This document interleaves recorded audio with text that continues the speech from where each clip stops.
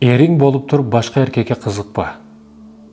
Мисалы бул урматтуу мекендешим, башка эркекке кызгануу маселеси, мисалы эркек жатынан карасак дагы, эркек үйлөндү, аялың бар, эми башка кыздарга кызыгып атсаң, бул аялыңды бычаксыз сойгонго барабар да. Эгерде сиз аял киши olarak эркегиңиз, эриңиз болуп туруп башка эркектерди каалап, кызганып, кызыгып жүрсөңүз, анда сиз күйөөңүздү бычаксыз союп аткандай, сойгондой эле болосуз да. Бул ушуга барабар. Ак никеңизде бирөөсү жетерлүү. Бүгүнкү учурда бирөөсү жетерлүү. Жеке менин оюм. Себеби табиятыбыз, жегенибиз, ичкенибиз эмнеден болуп атканын өзүңүздөр көрүп атасыздар. Ошондуктан башкага кызыкпа.